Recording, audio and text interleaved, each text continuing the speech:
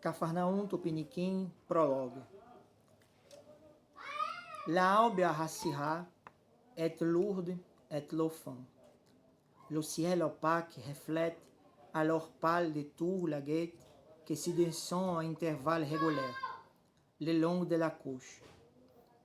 Les faisceaux lumineux touchent la danse, bailant la rue déserte où les sciences n'interrompent que la mouvement constant les dodrons de la patrouille.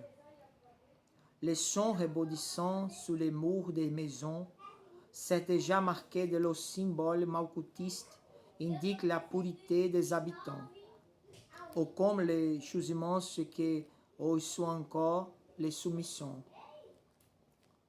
En périphérie de la ville, loin de l'avenue centrale, où se naissant la porte dorée du grand temple de Malkout, un homme se foulant avec prudence dans la rue étroite, Eduardo Pinheiro, garde la tête baissée, le soufflet retenu, tandis qu'elle traverse le passage obscur d'un pas léger. Ses capes sombres enveloppaient son corps, la camouflant dans la décor des cartes. Elles savent que chaque coin est un risque, tout moment de jour projection pour rendre balayer le sol et exposer son visage au nom invisible de la théocratie. Mona les sauvages aussi que la peau de nos pouvoirs plus arrêtée, plus manettement. Les vieilles horloges de la place centrale sonna, marquant la 3e heure du matin.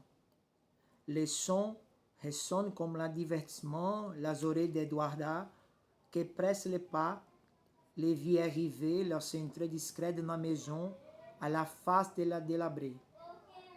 C'est là, en ce lot appartement ordinaire, que le chuchotement de la liberté se chuchote de l'eau omniscience du concile sacré. Elle frappa tout coup, selon la cadence précise qu'elle avait mémorisée. Le glissement de la porte fut presque inaudible, mais l'interstice d'ouvir révèle les cléanciaux du qui l'observe. Un murmure étouffé se fit entendre et la porte s'ouvrit juste assez pour la entrer. À l'intérieur de la lumière était faible. Une clarette à peine de la visage de quelques personnes réunies autour d'une table de boue rustique. En son centre, un manuscrit aux pages jaunes était ouvert et la mot scintillante comme un écho interdit de la révolue. Vous l'avez, chuchota en vous à soi droite, en peine d'un égal mélange d'espoir et désespoir. Cette victoire à guiar, on de rares souvenirs encore de ce quête vivant de la cloche. Il paysan plus vieux que son âge. Le locro et la barbe viégée étaient les stigmates d'une vie de vigilance constante. Eduarda, au pin du chef, sortant de sa cape un petit cylindre métallique, l'artefact émet une légère luminescence bleutée, poussante, comme s'il y avait une vie propre. C'est le dernier fragment, dit-il, la voix rauque.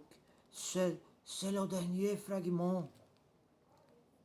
S'il est authentique, ce dispositif pour être clé l'a désactivé le système de contrôle central. L'attention donnée de l'air sembla s'alourdir, comme si la pièce entière retenait son souffle. Victor, croissance, c'est l'artefact de ses mains tremblantes, mais malgré tout, plein d'espoir. Alors, nous avons encore une chance, murmura-t-il. Soudain, le son lointain d'une sirène fait-il à l'air. Le vomissement de l'odron s'intensifia, comme ces deux invisibles avant perçu l'anomalie de cette nuit étoufflante. Eduarda et les autres échangent de regards, la panique traverse le visage. Elle sut immédiatement que la réunion avait la découverte, que le système était conscience de leur présence. Le ciel issu désormais est de tête d'avancée, de tout risquer ou de périr sous de les regards implacables des malcoutistes. Éteignez les lumières, ordonna Eduarda. La voix froide et ferme. Elle préparez-vous, nous ne vous pouvez reculer, pour après tout ce que nous avons traversé. Mais je m'emballe, c'est lecteur.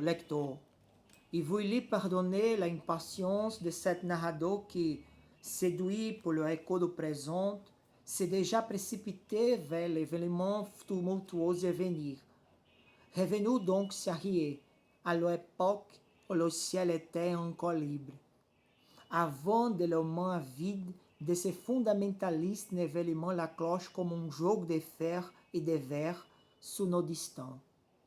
C'est un temple et la roue résonnante encore des ruminaux de la liberté, et la étoile savouant son de la fuite artificielle qui aujourd'hui l'efface, où les rêves se révélant sous la supervision omnisciente de la gardienne malcoutiste et l'espoir, bon que timide, au sein clos de spit de l'insens. Ah oui, retournons au passé, avant que la tuile invisible du contrôle ne commence à la entraîner dans la vie de tous, et que les noms de Hassiha ne sont synonymes non pas d'oppression et de fanatisme, mais de possibilité.